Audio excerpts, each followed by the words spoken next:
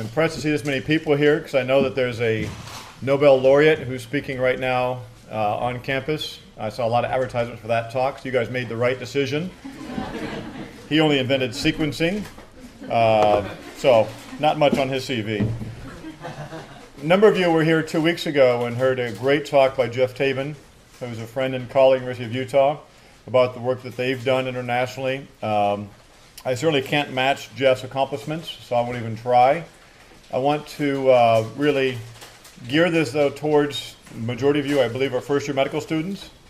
Give me an idea, at least from my perspective, what's involved in global health and some of the lessons which I'll hopefully convey to you. I think could be applied to any area. In this case, I have to deal with ophthalmology. So the talk is Science of Sight, as you see. And I'm trying to advance. This is a new laptop that I've not used before because mine just died on a flight a week ago. And unfortunately, it is not advancing. Let's see. Huh. Who would have thunk? I hope we don't have to do that every slide. There we go. So by way of disclosure, I have no financial interest in any of the products that I may mention during this presentation, unfortunately. And as Tom said, I'm a clinician scientist. I have a NIH-funded research lab. I have a very busy clinical practice. Some of the medical students here have been with me in the OR in the clinic. We went till 8:30 or so last night, so these are long days. But I think that influences the way I approach international health, in my case, ophthalmology. I approach it like a scientist. And just as we would never conduct a scientific experiment and not analyze the results, I think you should never be involved in international global health in a project or with a group that does not really critically look at the outcomes of their intervention.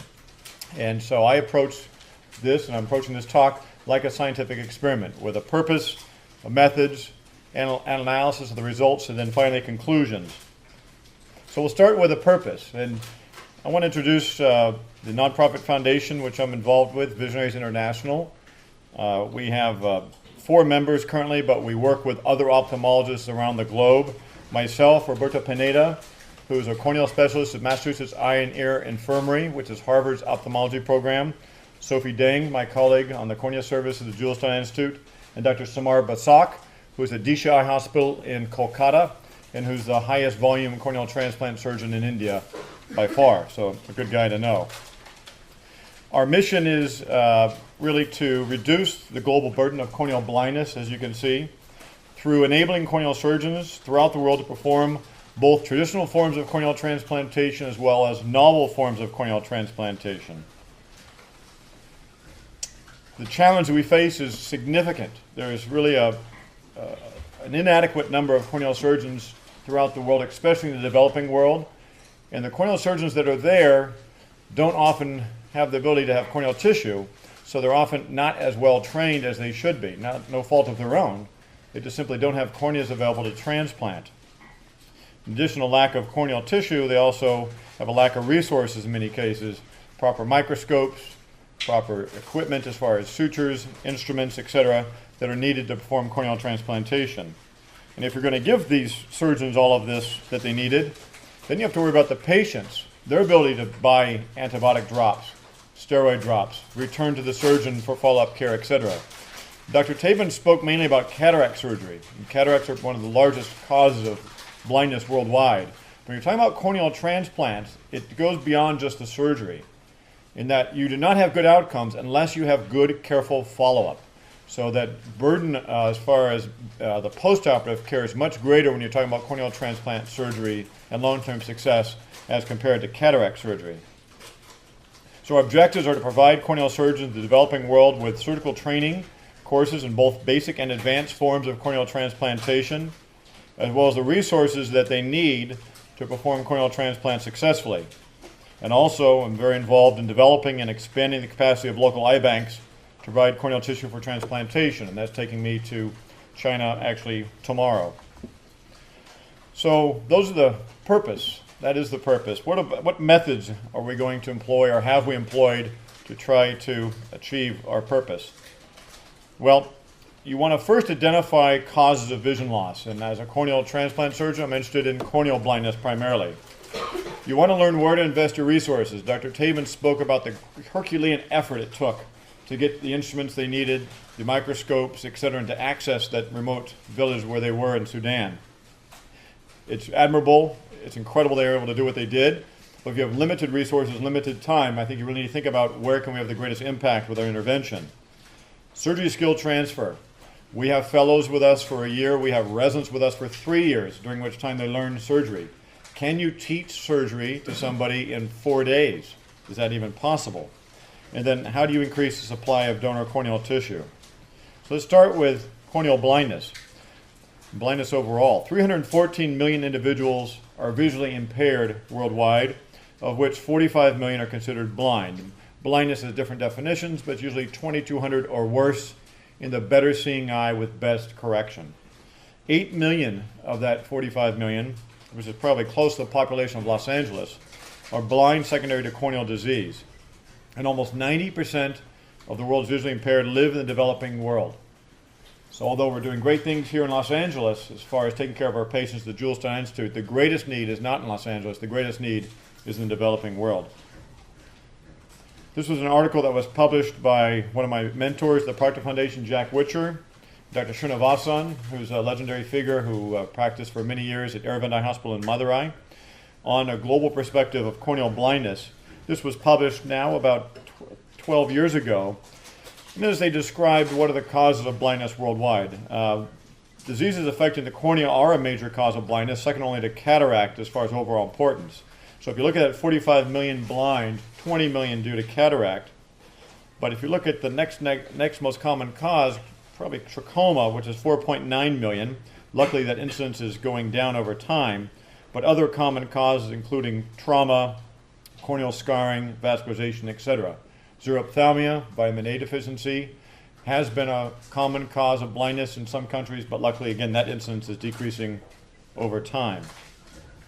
If you're interested in doing something regarding global health, especially if you're interested in international ophthalmology, you have to think about, okay, well, where I'm going, what are the causes of corneal blindness? Because it differs from country to country, region to region.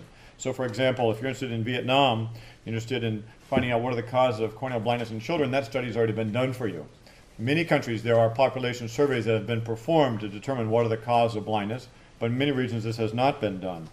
In Vietnam, for example, population-based surveys of all kids in 16 different provinces of Vietnam and looking at children who are in schools for the blind found that corneal conditions causing blindness, as you see in this table, accounted for about a quarter of all causes of blindness, second only to retinal conditions. It's a little bit different. Obviously, you're not seeing cataracts as commonly in a pediatric population. So if you want to do something as far as lending your skills to help eradicate blindness, you have to make sure that your skill set matches what the need is in the population that you would like to serve. So management. The United States population's 308 million, maybe 315 million, I think so, in the last census. Last year, we performed almost 47,000 corneal transplants in the United States. So by far the most commonly performed type of transplantation is corneal transplantation, which makes me the highest volume transplant surgeon at UCLA. But I'm not going to pretend that this is anything nearly as complicated as all those liver transplants they're doing across the street. So about 1 in maybe 6,600 people receive a corneal transplant each year in this country. Indonesia, the 4th most populous country in the world, 230 million people, 200 corneal transplants. In the last year for which I have data, 2010, 200 corneal transplants for the entire country of Indonesia, 1 per 1.15 million people. Remember that 90% of the burden of blindness is in the developing world, such as in Indonesia. So this is basically, it's non-existent in Indonesia, corneal transplantation. So how do we decide where to invest our resources? Is it where the burden of blindness is the greatest? Well, maybe or maybe not. This is a map that was developed by the folks at SightLife. SightLife is a very large eye bank based in Seattle. They distribute tissues throughout the world, though, for corneal transplantation. By volume, probably the 3rd highest volume eye bank in the world, behind the one in Tampa, and actually an eye bank in Tehran, which may be the largest eye bank in the world. They are committed to doing what they can to eradicate corneal blindness worldwide. And so they did a study looking at the burden of corneal blindness, which is represented by the size of the countries depicted in this map. So obviously a large burden in Africa, India, Southeast Asia, etc. not much here in North America. But the colors represent readiness for eye banking and corneal transplantation, and that is key. And from the legend down in the bottom left, you can read it. The blue color represents countries such as India that are ready. They have eye hospitals, they have trained surgeons who are well versed in performing cataract surgery, they know sterile technique, they have operating microscopes, etc. So all they need basically is increased supply of corneal tissue and surgeon training. Africa, see most of it's in yellow. Problem is we have lots of corneal blindness, but we don't have the infrastructure there that's necessary to come in and teach corneal transplantation, develop eye banking, and that's unfortunate. So because of this, SightLife has focused their efforts on India, and because I work with SightLife, I have also largely focused my efforts on India. Here's a graph depicting the tissue supply, which is in orange, in India, going back 3 years, projected towards 2020. The goal of SightLife is to increase the number of corneal transplants in India to 100,000 per year by the year 2020. A very ambitious goal. Right now, India is probably second behind the United States. This is fairly accurate, around 25,000 corneal transplants per year. Again, 100,000 worldwide. So almost 50,000 US, 25,000 India. That means only 25,000 for the rest of the world each year. However, the blue dotted line shows the number of corneal surgeons, or the number of surgeries that can be performed based on the number of corneal surgeons who are presently active. And you see that in the year 2015, the tissue supply will exceed surgeon capacity. So this goal with the stars will never be achieved unless we can train more corneal surgeons in India. And again, if you're going to train more surgeons, more people coming out of residency have to see a career as a corneal transplant surgeon. They have to have tissue to work with, then they have to have the skill set to practice their trade. So that's where we come in, and many other groups, with surgery skills transfer. Give a man a fish and you feed him for a day. Teach a man to fish and you feed him for a lifetime. So this is really the theory, the mantra that we have at Visitors International, which is it's skills transfer. We're training the trainers. I don't have to do 200 corneal transplants on a trip. All I have to do is train one person at a big eye hospital in Delhi or in Mumbai or in Bangalore, and then they train others who then in turn train others. And we have evidence that this works, and I'll show that to you in a little bit. So types of corneal transplants. Again, I think most of you have not seen corneal transplant surgery, so I'll give you just a very brief review of what it is we're talking about. In this picture, you see that the person is missing part of their cornea. This is a full thickness corneal transplant. So if somebody has disease of the cornea, scarring, let's say with blood vessel ingrowth, somebody had a corneal ulcer, for example, then we'll do a full thickness corneal transplant. As you see, we're not removing the entire cornea, just the central 2/3. This is done with a round cookie cutter, in essence called a trephine. And then we take that central cornea from an eye that's somebody who's just died, donated their eye for transplantation, and then put that new cornea into place, suturing into place. Another surgery called deep anterior lamellar keratoplasty you see depicted here on the right, where we will leave this inner layer of the cornea called Descemet's membrane in place. This is for patients, I say, with keratoconus, if you've heard of this condition, where the cornea has an abnormal shape, becomes cone-shaped, distorting vision, but the inside layer is healthy. And if you can keep that inside layer intact, the patient retains their own inner layer, then that layer, of course, won't reject because it's not transplanted. So that's another technique that we teach. Endothelial keratoplasty is another surgery that we teach. In this case, I have an animated video. Since you're eating, I don't want to show any blood. This is the opposite of the deep anterior lamellar keratoplasty. Here, the only layer that's replaced is the inner layer. This is for patients who have, let's say, damage to the inner layer of the cornea from cataract surgery, or an inherited condition of the cornea called Fuchs dystrophy. In this case, you see that the first step is to strip off that inner layer by going inside the eye.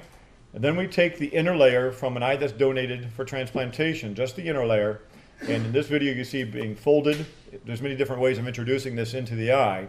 Basically, that new inner layer is then placed inside the patient's eye, and an air bubble is used to push it up against the back of the patient's cornea. So you're just replacing, doesn't like this. It's an animated video. I got this off of Nickelodeon. So there we go. So that's DSEC. And then the other surgery that we teach, this is the one I teach probably the most, is artificial corneal transplant surgery. In this case, you take a donor cornea, does not have to be good quality. We use, this is a dermatologic skin punch that we steal from the dermatology department, make an opening in it, and then that opening, as you see, through it, the optic of the artificial cornea is placed. So the patients are looking through a optical cylinder made out of polymethyl methacrylate. There's a back plate that is then used to secure the donor cornea between the front and the back plate so it doesn't go anywhere. And then there's a little locking ring which goes into place, again to prevent disassembly inside the eye, which is considered poor form. This is for patients, let's say, who have repeat corneal transplant failure, or patients with bad chemical injury or Stevens-Johnson syndrome who are not a candidate for traditional corneal transplantation. This prosthetic cornea does not reject. They look through the plastic part so retain clear vision. This, however, has the highest burden of postoperative care. So even though you can do the surgery anywhere, you really have to critically evaluate each patient, their living circumstances, how close they are to the operating surgeon, et cetera, to decide whether they're a candidate for this. So the surgery skill transfer process is a complicated one. My wife, who's sitting here, tells me I make it overly complicated, but I don't think so. I really think it has to be approached like you would a scientific experiment, with careful attention to detail, if you're really going to do good and not do harm, especially when you're talking about corneal transplantation, where bad outcomes mean permanent loss of vision for the patients. So before we even go, we want to make sure we have it clear as to what the host institution wants to get out of a skills transfer course, what the causes of corneal blindness are, can we address them with these surgeries that we can train them to perform. We often have sponsors to help, maybe Alcon or Allergan, which are two large ophthalmic manufacturing, surgical and equipment manufacturing companies, who will have their name on the banners, and it will help provide underwriting for the event. We have specific objectives, not just for the overall skills transfer course, but every day we have objectives, and we assess where those objectives were met or not. And then there's a timetable, which I won't bore you with, but there's a lot of work that goes in before the skills transfer course and a lot of work that goes in after it. And Dr. Vo is back here, one of our fellows who's been with me to Vietnam a couple of times. She luckily only really has to be exposed to the work at the time. She is aware of what's before and what's after, but I want to make sure everybody here is aware of that, so you appreciate what goes into international work. We do a lot of screening. We vet the surgeons before we go. There's no use in my teaching somebody to perform artificial corneal transplantation if it turns out they don't even know how to perform a standard corneal transplant. And this has happened before in Indonesia. First time I went to Jakarta, I went to go teach artificial corneal transplant surgery, and I saw surgeons struggling just to do simple suturing of the cornea. So I will not make that mistake again. So I always know the surgeon's surgical experience prior to going, and decide if there's 10 surgeons, which 5 or which 3 I want to train. Sometimes people have their feelings hurt, but that's okay. They can be trained later once they get to the point where they become facile with the more basic transplant techniques. Patient screening also. Orbis is an organization you may or may not have heard of. They do, I think Dr. Tabin may have mentioned them in his talk. Started about 28 years ago. They have a large plane that's equipped with operating rooms, examination rooms, lasers, and first class is actually a lecture hall, interestingly enough. They developed this telemedicine program called CyberSight, which we are the only people besides Orbis who have the ability to use this. Very helpful way to screen patients prior to surgery. So here's a little cutie who we saw in Vietnam last year. Bilateral corneal opacification at birth. You can see with the glasses she's had her lenses removed from her eyes. So on the left is the photos that we look at, the history, and then there's text boxes where I will then ask them questions. The surgeons that will respond, we go back and forth. So even before I show up in Hanoi or in Saigon, I know exactly which 40 patients I'm going to see on that first day. I'll know which tests need to be ordered. All those tests will have done ahead of time, because you cannot do all the appropriate testing the day prior to surgery. All this has to be done ahead of time, and it's really facilitated with this sort of a program. I take it compulsion to another level. I want to see also exactly where different places are located. Where's the operating room? Where's the wet lab, etc. So this is from Pondicherry. I don't know if you recognize this, Rose. I was in Pondicherry a few months ago, where they say, okay, here's the auditorium, here's the operating room, or the OT as they call it. Very helpful to get pictures of the operating room so you can see what the operating microscopes look like. In this case, very good. The 2 tables is a good sign. As Dr. Tabin showed you, in places like Nepal and India, where they have very good, very quick surgeons, they'll often have several patients lined up ready to go. That means they're doing surgeries quickly enough that for efficiency's sake, they have to have at least 2 tables at all times with patients coming on and off of them. So that's a good sign. If I see that, that means they do pretty quick cataract surgery, which means they're experienced surgeons. So I look for the dual table sign, as well as the good microscope sign. And again, wet lab and operating room. We found when we were in Saigon that the wet lab, although it was beautiful, was about 30 minutes away. So if you have a detailed schedule for each day and nobody tells you that the wet lab is in another building that's half an hour away, then everything's going to be off that day. So you really have to know exactly where everything is. Obviously, ideally, you would do a site visit prior to the skills transfer course, but that's not always possible. So if it's not possible, you need to do as much of this as you can ahead of time. Sometimes you don't have to do a site visit. This is King Khaled Eye Specialist Hospital in Riyadh, Saudi Arabia. Dr. Strassman here in the front row has been there. You know, all I know is Saudi Arabia, Riyadh, they probably got bucks, and sure enough, this is the, I think the men's locker room here. I don't need to ask what microscopes they have. I know it's going to be gold-plated. I know it's going to be nice. So again, you sort of tailor the amount of vetting you do depending on your destination. Even if you've done all this planning, but you forget something as small as the fact that they don't have the instruments you need, it's all going to be for waste. I have not been able to do that DSEC surgery in Armenia before just because they didn't have needles small enough to do it successfully. If you have large gauge needles, as they did, only 23 gauge needles, not 30 gauge needles, you cannot get air to stay inside the eye. And that one little tiny issue made the whole trip unsuccessful. I had to go back when I had 30 gauge needles with me. So I want to know, I have a list here if you see instruments that are necessary and instruments that are optional. And the institution then fills this in and tells me what they have, and I want them to assure for me, of course, that their forceps are in good working order, that the teeth actually meet one another. I mean, you have to have this down to this level of detail, I really think, in order to really have these successful skills transfer courses. As I mentioned, we have objectives for each day. I'm not going to go through this, but the basic structure of a skills transfer course is day one, you show up, you see the patients that you have screened on CyberSite or whatever program you've used for pre-screening of patients. You decide who's going to have surgery. You decide which surgeons are going to be doing surgery. So I'm looking at the cases I'm going to choose for live surgery. Those are cases that are typically easy, with a good view so that everybody can see, and a very placid patient. You don't want somebody who's jumping around, patient gets anxious during surgery, etc. Both surgeon and patient have excess stress when you're doing live surgery. So you've really got to have a very calm patient. Typically, it's an older woman, just the way it is. You never want a young man to operate on during live surgery unless you want grief. Other thing I like to do is day one is do surgery, do one case myself. That way I understand how the microscope works, understand how the foot pedal works. Those of you who have not seen ophthalmic surgery, our feet and our hands are all doing something separately. I have a pedal for my left foot, which usually works the phaco machine, which works the fluid coming in and out of the eye. My right foot is working the microscope as far as zooming up, zooming down, and XY function. And then my right hand and left hand are both inside the eye doing different things. So you really have to learn to split your mind in 4 different ways. And if you're working with a pedal that's reversed from what you're used to, the whole time you're doing live surgery, people are going to think, this guy can't do anything right. He's focusing the wrong direction, etc. So I always think it's a good idea to do a case first. You get comfortable with a microscope, etc., prior to going to live surgery. Often, pre-screening day looks like this. It's just lots and lots and lots of people. They're patient, but there's a lot of patients. There's a lot of patients. So this is the way it is. Sometimes you think, oh my God, are these people all here for me? And they're all looking at you. Because you're lighter skinned, you're like super tall, you got the white coat, and many of these people you can help. Most of these people are going to say, we can't do anything for you now, but I'm here to train your doctor, because your doctor is going to do your surgery in the future. Remember, it's one patient at a time.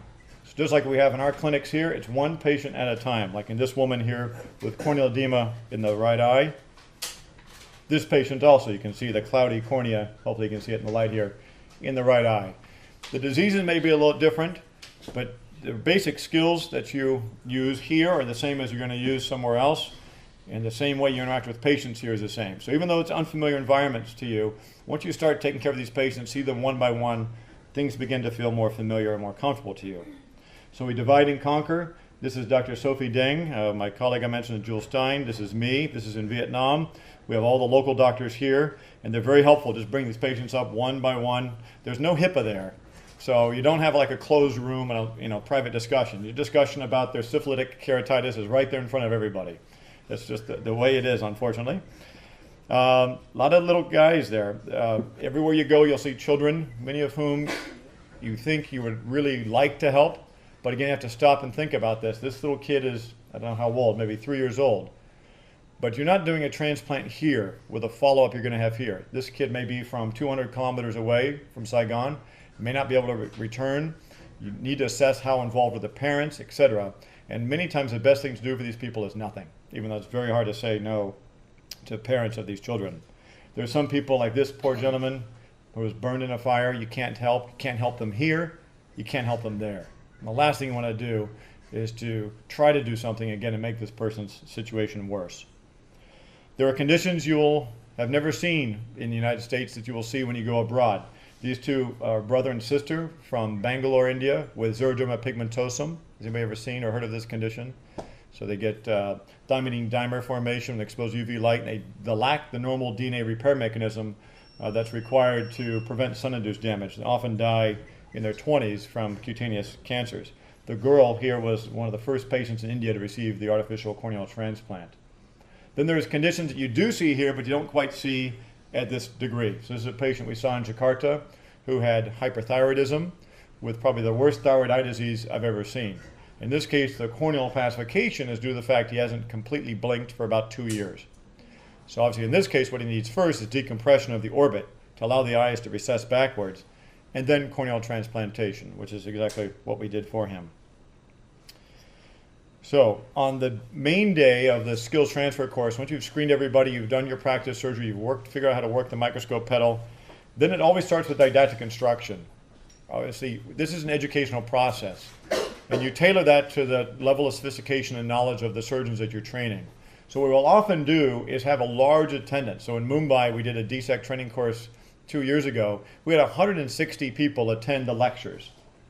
I wanted to raise awareness amongst all the ophthalmologists in Mumbai about this new surgery that could be used to help people who have corneal damage from cataract surgery. But I'm not trying to train 160 people, by far. I'm only trying to train 3 or 4, or maybe up to 10 at most. And then the other doctors, now that they're aware of this surgery and how much better it is from what has been available in the past, will then refer those patients to the surgeons who are doing the surgery. Just like in this talk, but many times you go abroad, you have to wear a number of different hats, so to speak. So this one on the right is in Lumbini, Nepal, where this is, I guess, what they do to visiting speakers to make them feel like a jackass. It helps to have people come with you. So this is Sajik Srinivasan, who's a doctor in the UK, but who trained at Aravind. So when he came back to Aravind in July to help do this DSEC skills transfer course, he knew Aravind, he trained there, but he's coming with a perspective from the UK and with the skills that he developed when he was practicing in the UK. I think it's a good idea whenever you can to pair with a local surgeon, somebody who's sort of the point person for these training courses, and there'll be a go-to person for the local surgeons in that area. If you don't have one, as we did for this course, but it's also nice to bring in somebody who's familiar with the environment in which you're practicing. This is Dr. Deng. She and I both do that surgery I showed you, but we do it differently. I think one of the best things that we've done lately is the doctor from Kolkata, India, Dr. Basak, does that DSEC surgery for a total cost of about $200, including the cornea. At UCLA, if one of you guys wanted to pay cash out of pocket for that surgery, it'd run you about $20,000. Huge disparity. So he does it on a shoestring budget. So he can show surgeons in rural Vietnam, for example, rural India, how to do this surgery at very low cost. Whereas I show the surgeons in the big eye hospitals who have all these instruments and things available to them, how I like to do it. So we show a variety of ways of doing these different surgeries. And you see somebody here with a microphone. Very important that this is interactive. So you guys are involved in any sort of international ophthalmology. If you're doing effective skills transfer, it's not lecturing to people. It's sharing with them. You have to find out what their limitations are, what their questions are. You have to make it interactive, I really think, to effectively transfer skills. Once you're done with the lectures in the morning, and typically move to the OR or OT, as they say in most countries. And again, this is where the heat's on. You are jet lagged. You may well have diarrhea. You're working at a microscope you never used before, instruments that don't really work great, but you can't say anything about it. You'll be the ugly American. You are not able to communicate with the scrub nurses many times. This is why I almost always have a fellow with me who functions as my scrub nurse. So they hand me instruments without even saying anything. And that is so nice as a surgeon to have somebody with you who knows what you want. and you got a lot of people watching, both in the room and then many times in an auditorium.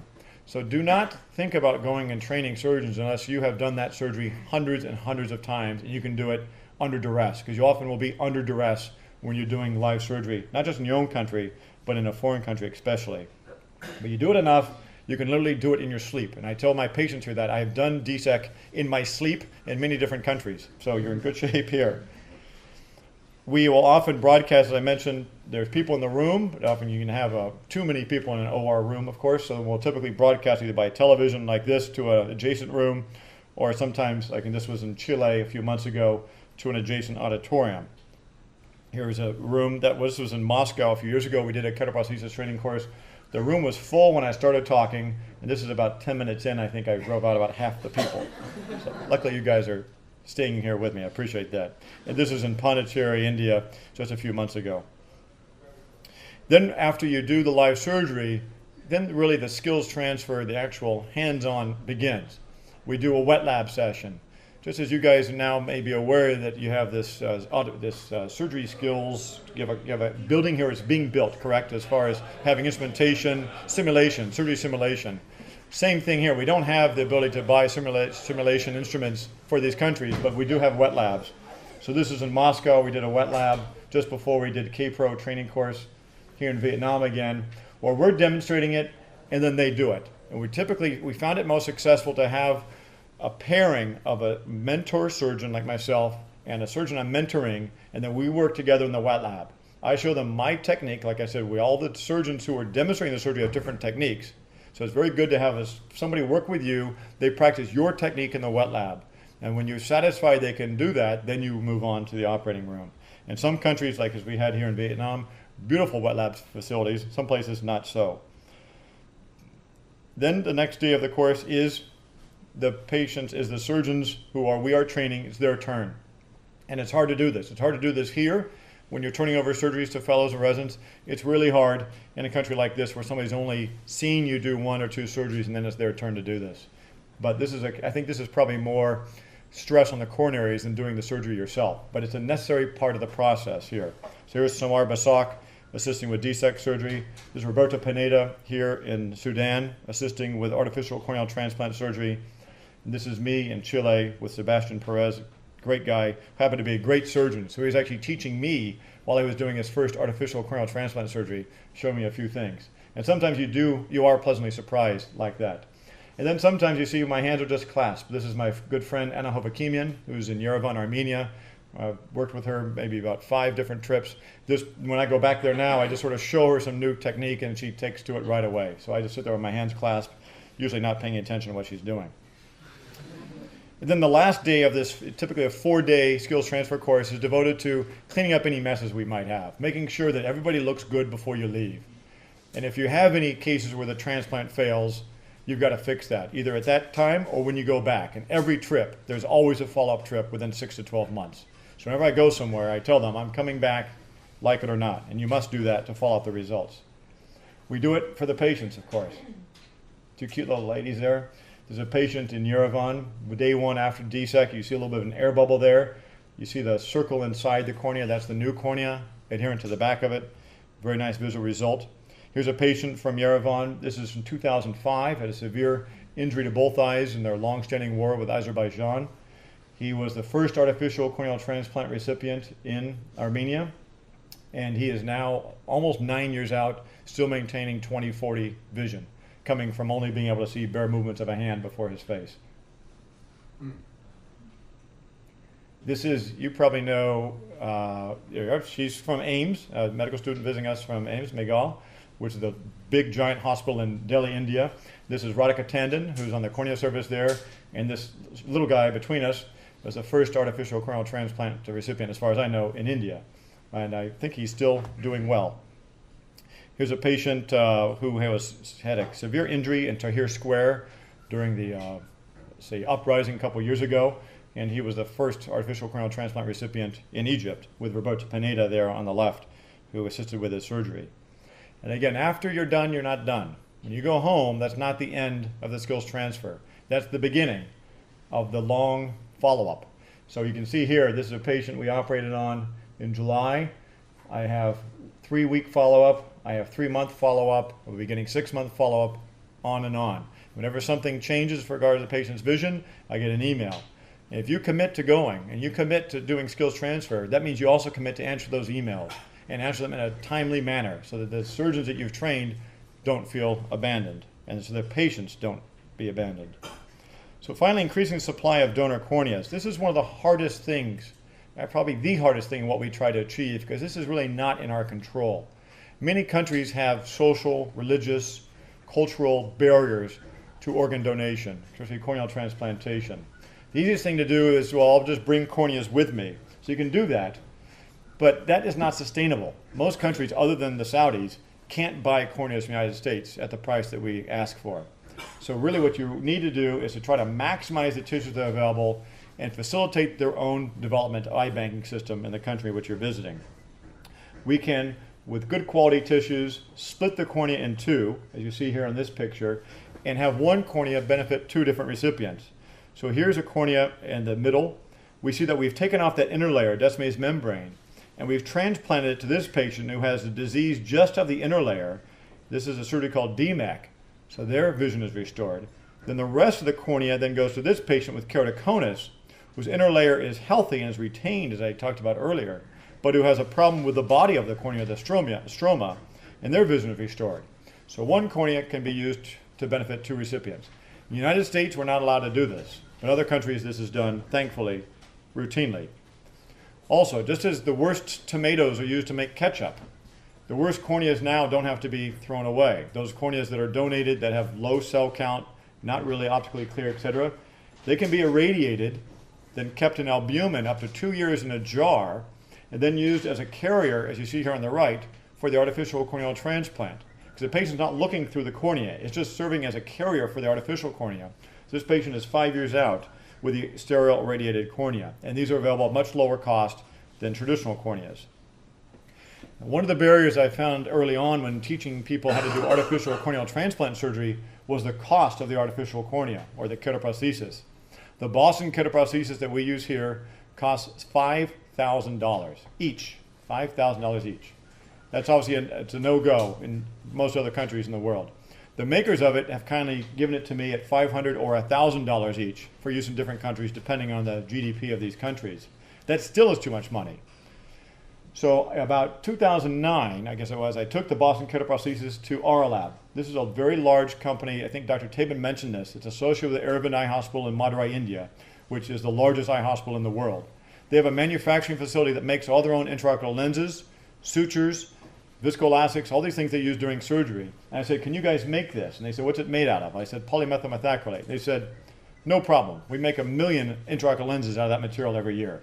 So now they have the R-Lab ketoprosthesis, which I've implanted, and now surgeons across India are implanting, available for 6,000 rupees, which is 120 US dollars.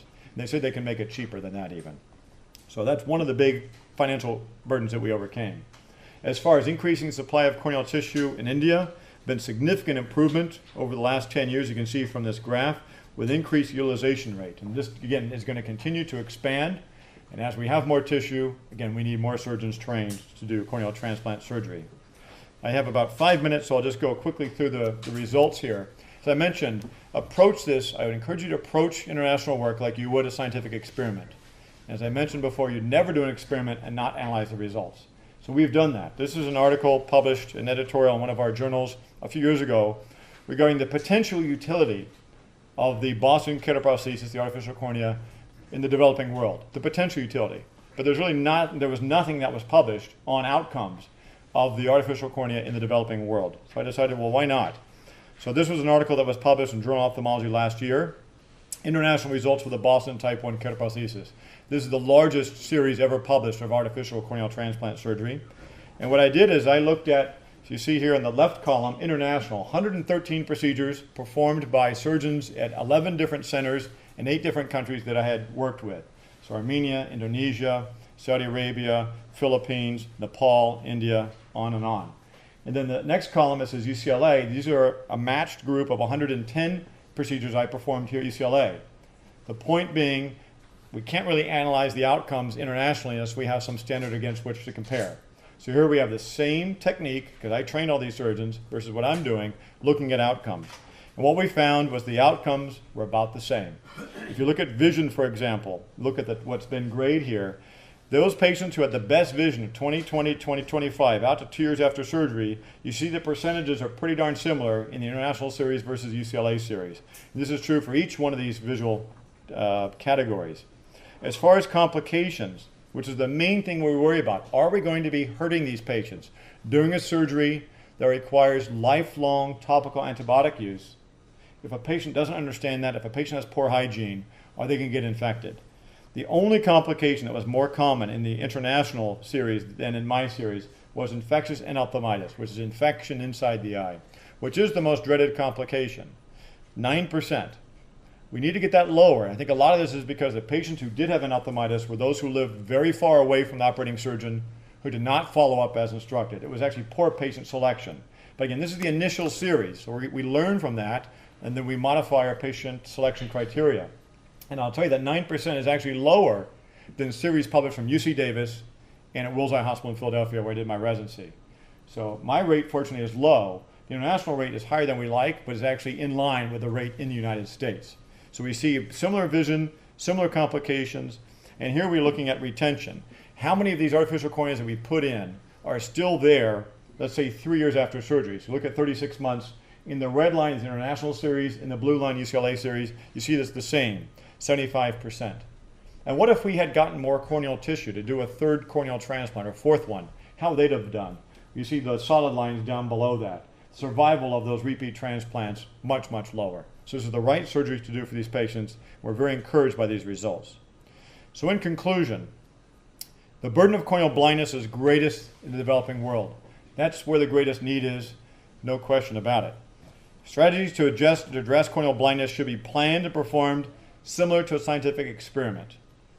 You must analyze the results of your intervention.